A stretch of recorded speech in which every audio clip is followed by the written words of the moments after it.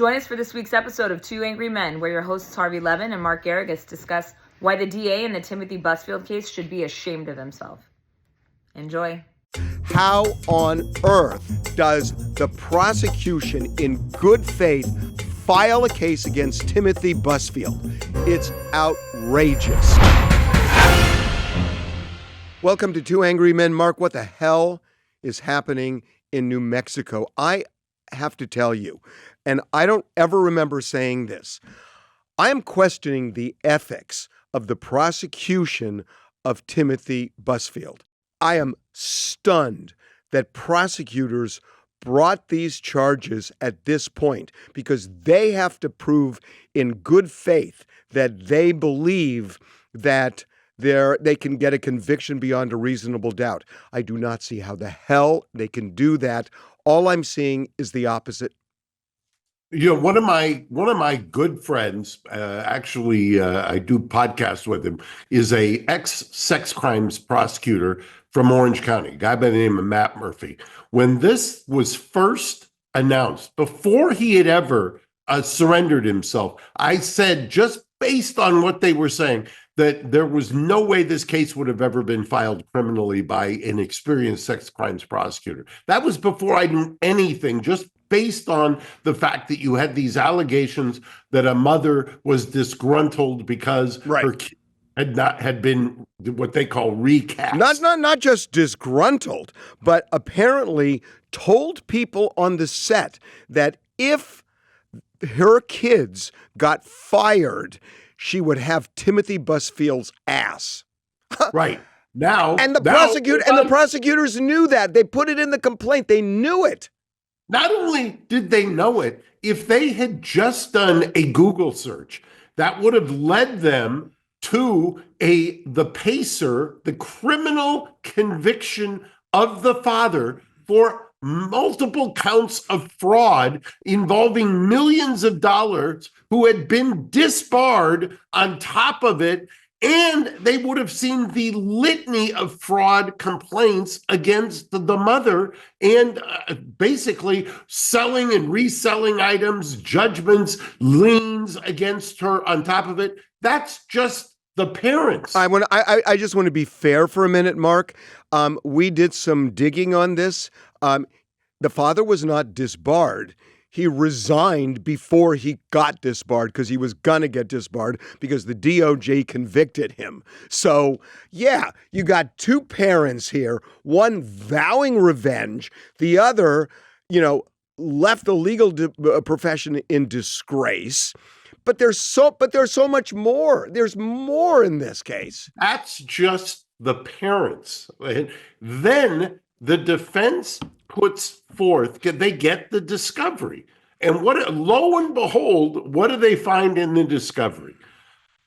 Actual tapes of the kids separated saying, no, he didn't do this. Oh, no, but it's bigger than that. And I'll tell you why. Let's play the audio of the police interview.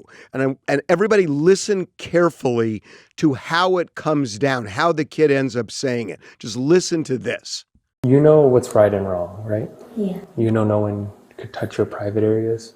Yeah, but he doesn't touch that part. Doesn't touch your private parts? Okay. And you know what's right and wrong, right?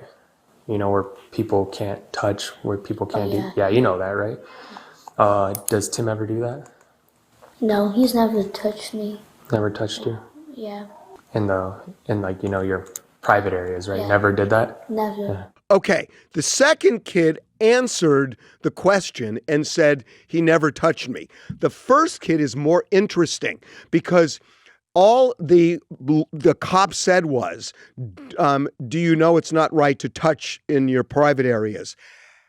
The cop never got to even ask the question, did Timothy do it?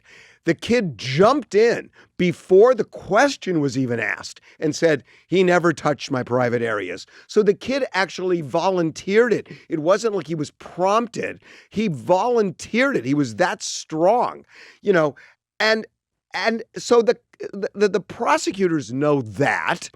And yeah, okay. So let's talk about how this came about. So 9 months later, The parents and, I guess the psychologists are saying the kids then suddenly said in therapy, yeah, he did it. 9 months later. Correct. Okay. And So it is by the possible. way, It is possible. What does that remind you of? What is that? McMartin. Exactly. There are probably a whole generation of people watching and listening to this who have no idea what we're referencing. Well, let's talk about it for a second. There were two people, Virginia McMartin and Ray Buckey, who ran a preschool in Manhattan Beach, which is a beach community in Southern California. There were about 30 kids who accused the two of them of molesting them and playing games and touching them and doing all this stuff. And I was a reporter with CBS in Los Angeles at the time. And I was, by the way, full disclosure, brand spanking new lawyer standing in for the late great Walter Urban during that preliminary hearing, which is, do you remember the courthouse where they did it and it lasted forever? Yeah. Metro. This is important to understand the Timothy Busfield case. So I will say that my feeling at the time was, my God, how could 30 kids make up the same story? And I thought, they did it. They just did it. And you were the only one. It was a media feeding frenzy as to their guilt. Well, because at the time, it's like, how could 30 kids make up the same story? So yeah. And then one day, I was aggressive back then, and I was sending. You were. I remember you very well. Aggressive doesn't do it justice. I was sending messages to Ray Buckey, and I said, "Let me do an interview with you in jail," because he was in jail waiting trial. And finally, he said yes, and I went there and I interviewed Ray Buckey for an hour. This is before the trial. And I walked out and my head was spinning. And I was saying, he didn't do this. And then I was thinking, how could it be that I now believe Ray Buckey didn't do this? And it's not like he said, I didn't do it. So, okay, I believed it. I really dug. And I believed him at the end. And I thought, how do I reconcile these two things? And then the trial. Where it comes out that and I'm not saying this psychologist did it, because frankly, I got another opinion about it, but the psychologist in that case manipulated the kids, and the parents started talking to the kids, and the kids are impressionable. They were found not guilty. Oh, well, not only that, during the preliminary hearing, as I said, I stood in for a couple of days. It was so lengthy that the lawyers basically had to abandon the rest of their practices. Walter would have me sit there as kind of a potted plant. And I would watch as the defense lawyer, Danny Davis, who tried that case. I remember Danny well. Danny was a marvel. He was great. He, during the prelim, would show these kids pictures of people who were on the airplane. They would actually got them to testify. They went up in airplanes and then kind of parachuted into the ocean during their lunch break at nursery school. And he would show the picture of the city attorney. And he would say, was this guy on the airplane? Oh, yeah, he was on the airplane. I mean, they would say virtually anything. This episode of Two Angry Men is brought to you by Incogni. It's shocking to find out how much of your personal information is online. And it's not only by chance. Data brokers and people's search sites collect your personal information, your name, your address, phone number, financial information, and a lot more. And they sell it and share it publicly without your consent. Incogni is here to put an end to that. Basically, it's a digital hitman for your data. It hunts down all of the shady sites and poof, your personal information just disappears. Now, I get all sorts of spam that clutters my email box and dozens of robocalls as well. Maybe more than dozens. But Incogni can actually delete my data before it ends up in the hands of spammers. It's really that simple.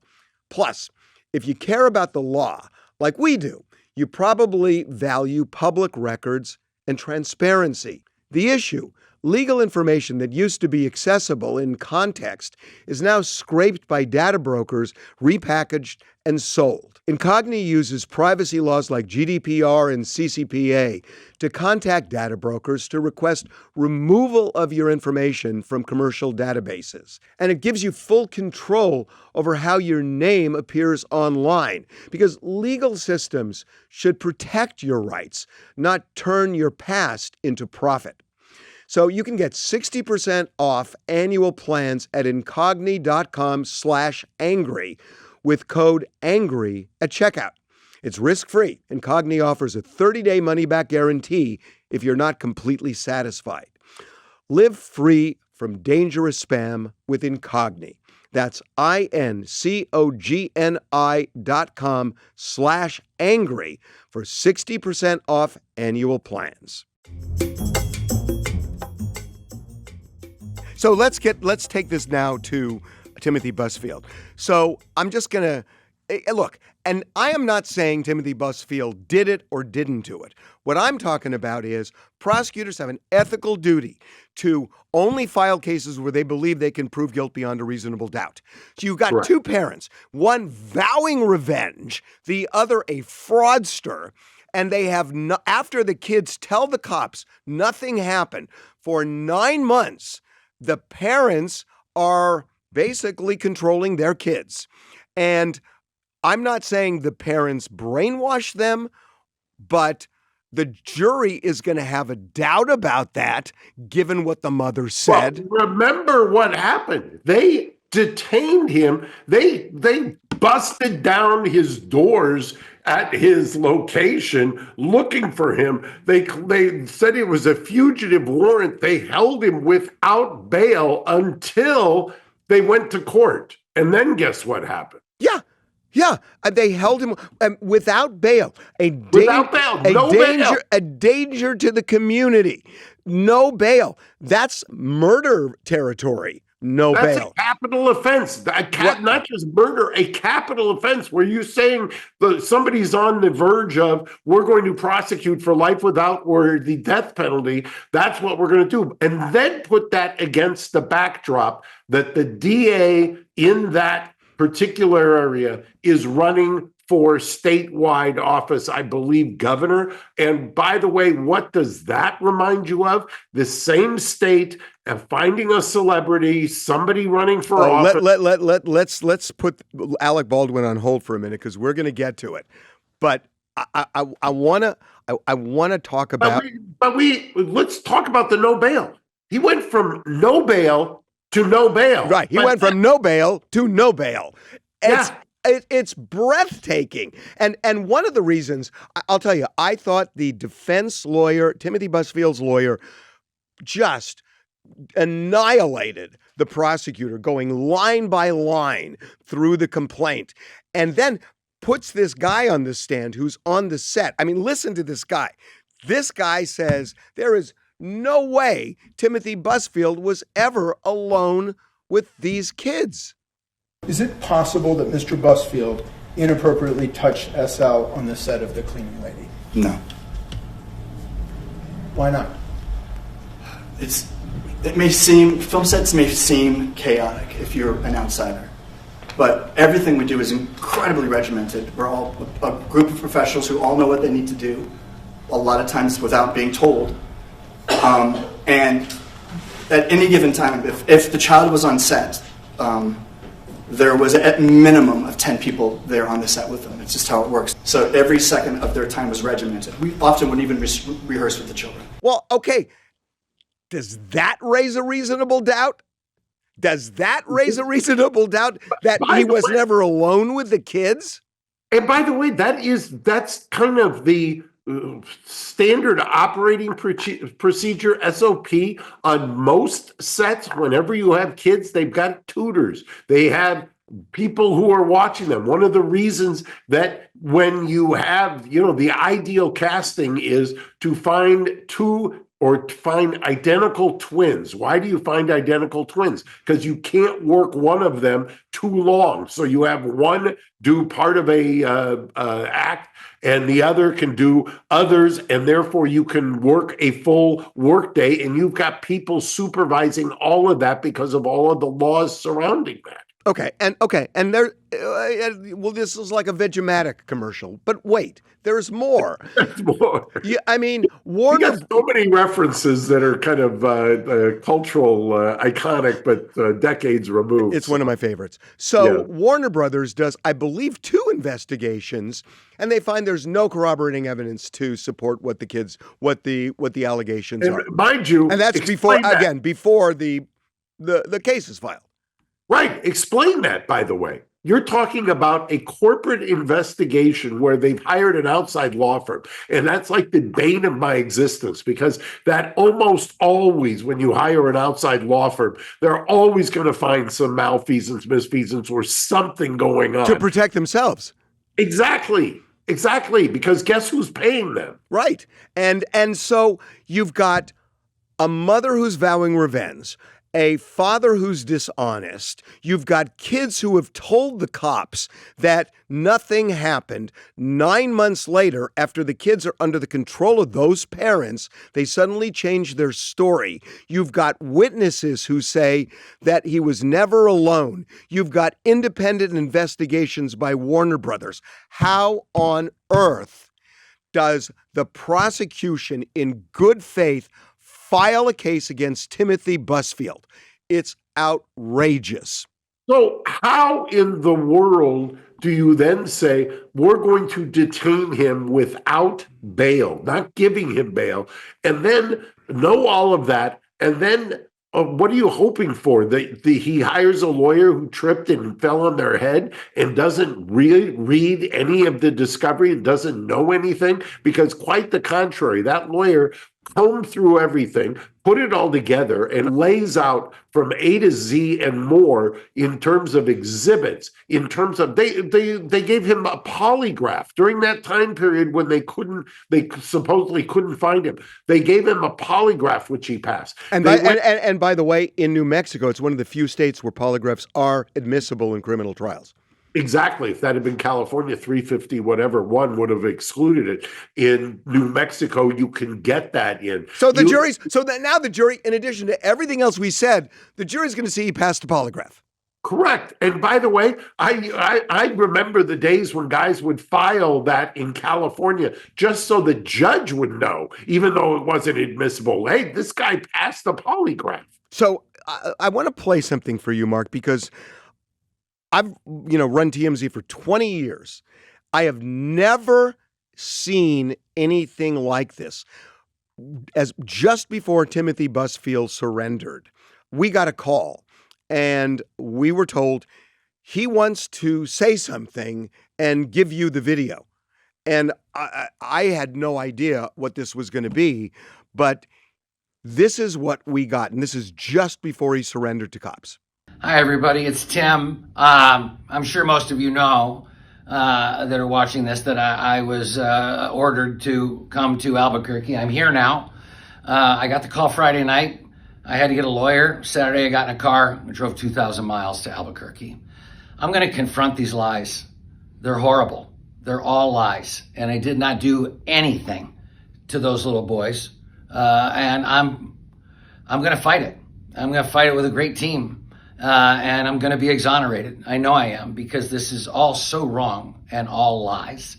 So hang in there, and hopefully I'm out real soon, and back to work. And I love everybody for supporting me. Thank you. Here's the thing. I have never seen a defendant who is about to surrender and then go to trial like this, go public the way he did.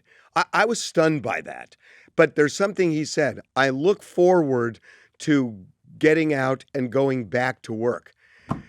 The reality is his career is probably over, because when something like this gets filed and everybody hears it, It is so hard to unring that bell.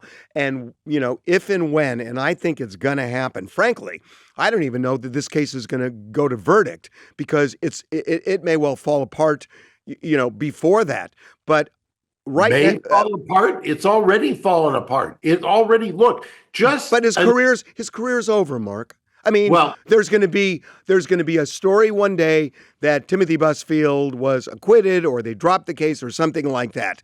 And it never rises to the level of forgetting all of those headlines. So when prosecutors are filing cases, and I never really thought of this until recently, it's not just, hey, you have a legal duty, an ethical duty to make sure that you believe you can get a conviction beyond a reasonable doubt.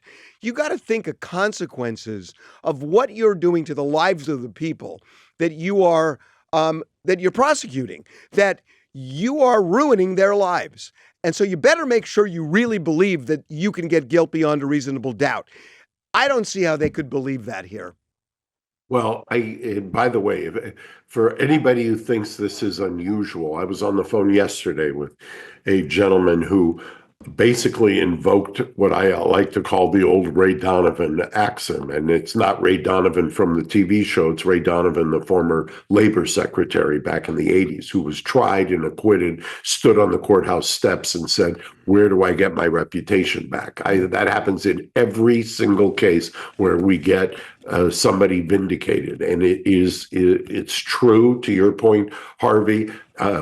There are really good prosecutors that I know that I respect greatly who actually think about that, who actually that factors in. I mean, I've got friends who are troubled by that, who when they file a case, they want to make absolutely sure how anybody could. And I'm telling you, this isn't some great skill that I have other than just being around the criminal justice system. And I mentioned Matt Murphy before, but when you know somebody who does this for a living, who tries these cases, who rejects these cases or files these cases, when they hear just the 30,000 foot view, they've got pause about it. They would dig in. A prosecutor who's doing his job would dig in. He would not, or she would not say, well, I'm just going to file it now and see what happens, or hope that they get a brain dead lawyer that doesn't do anything or that falls asleep during the proceedings.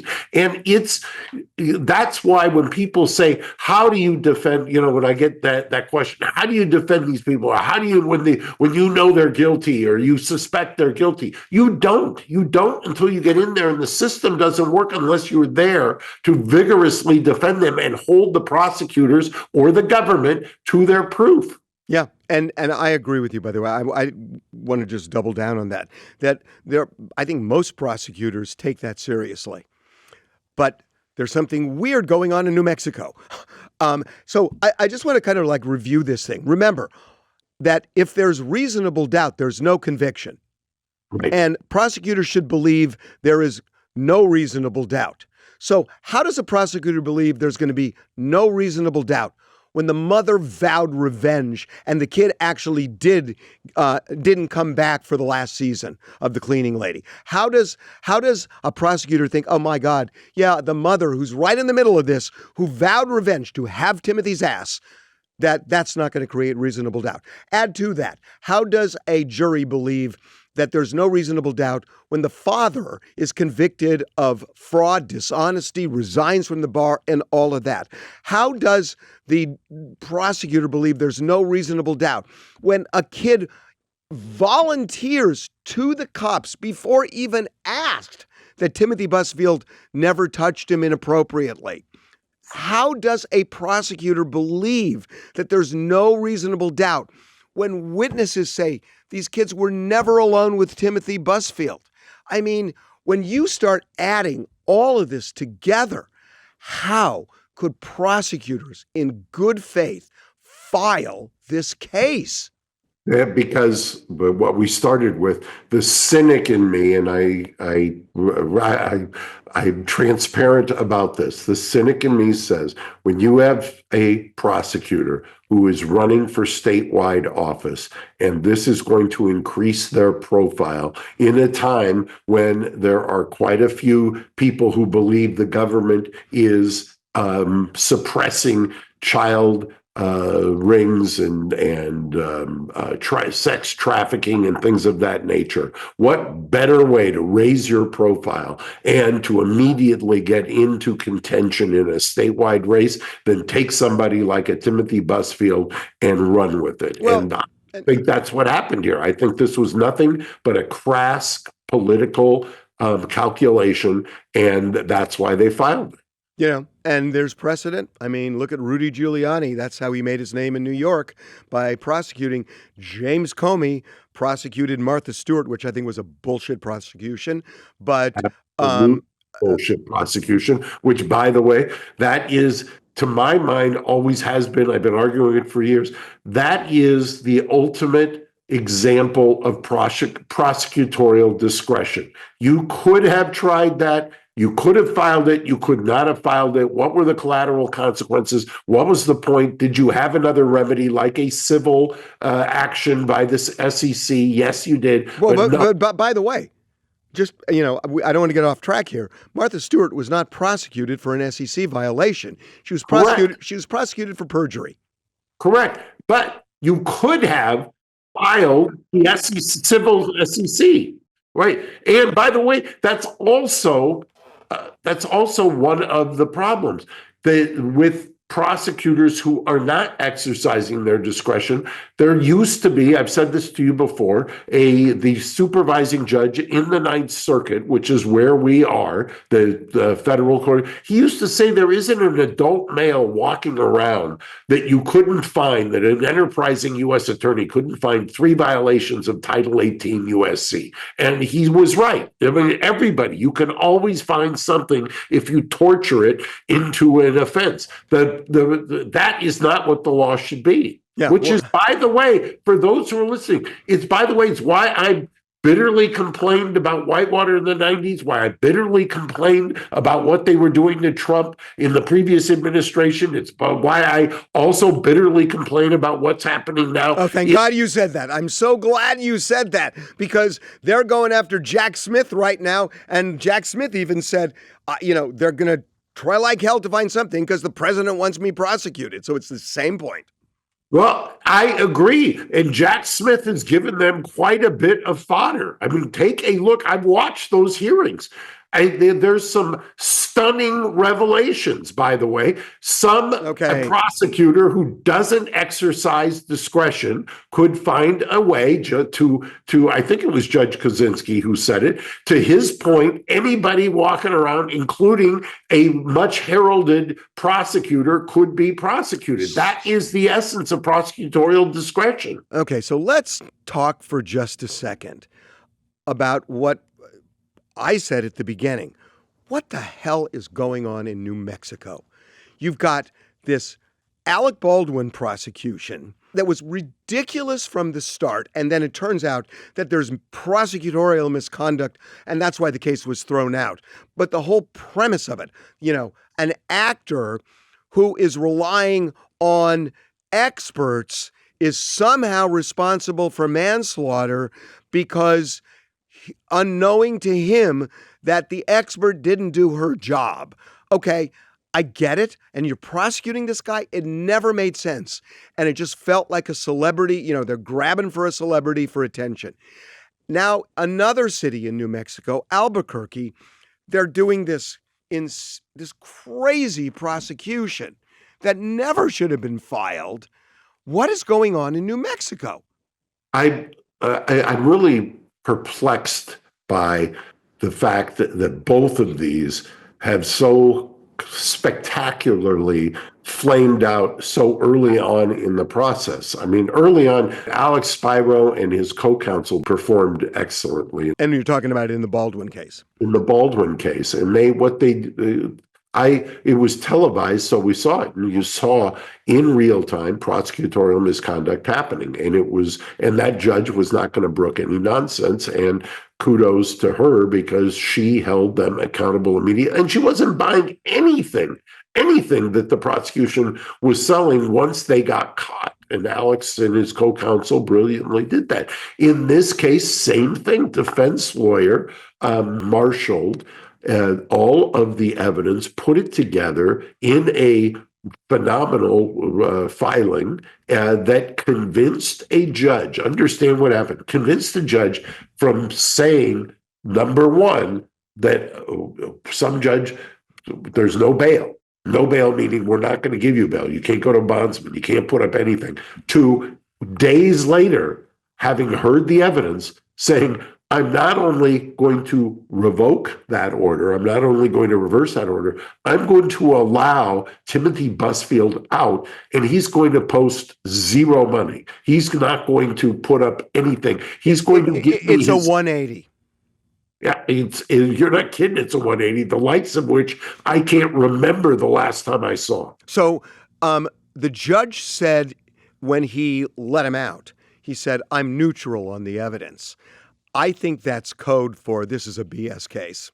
There's I hate to say this, I got slammed the other day from a Superior Court judge because I was somewhat flippant in a different context, but there is a symbiotic relationship. Once again, I got this from a federal circuit court judge who once said to my opponent, there appears to be a symbiotic relationship between the trial bench and the prosecutors. And that is what that means is, and I talked about this with Alan Jackson. You've got, my father used to call it a DA in a robe. You've got somebody on the who's got their finger on the scales of justice, or they're doing the prosecutor's job. That's, you run into that on occasion, and it's a daunting task to have to deal with the prosecutor in a robe. But in this case, this could not have telegraphed any more that this judge was not buying anything that they were selling, and to some degree I got the distinct impression, felt misled. I got the exact same impression because when the judge in that case did a no bail, for him to have to do the 180 has got to embarrass him. It's got to embarrass him that he did that 180 from one court session to the next, because that's saying you guys misled me. I don't know how else to read that. Well, by the way, speaking of Jack Smith, I watched a little bit of the hearing yesterday. Do you know that in one of the subpoenas that they obtained, I believe it was either a grand jury subpoena or a search warrant, they obtained the then Speaker of the House, Kevin McCarthy, who's also here from California. They got his phone records. Right. One of the bases upon which Jack Smith's office got Kevin McCarthy's records was they basically checked the box that said he was a flight risk. Mind you, the guy had been Speaker of the House for 17 days. It becomes so ingrained in the prosecutorial process that you just do it without thinking about the consequences, because that's the way we've always done it, that you can have those kinds of idiotic statements. And unless there's somebody there to hold you accountable, sounds like this is an infomercial for defense lawyers, but it is, I think, illustrates for people who aren't in the system just how vital it is to have a really vigorous adversarial system, because otherwise you get these abominations of justice. So finally, what happens? Do prosecutors drop this case with their tail between their legs? Do they go to trial? Does the judge dismiss it after the prosecution presents its case, or does it go to jury verdict? I don't think this thing goes to trial. I really don't. I think that based on, and I would invite anybody who wants to disagree with me, even agree with me, go read the defense filing. It is so meticulously laid out in terms of all of the problems with this case. And to your point, which I think is one of the most convincing of all, the fact that the polygraph was taken after he knew the accusations were leveled at him, which can affect your performance on a polygraph, and the fact that he passed, I think to me that gives you game over in a jurisdiction where it's admissible. Well, we agree. And this is just an outrage. Okay, Mark. See you next week. Okay.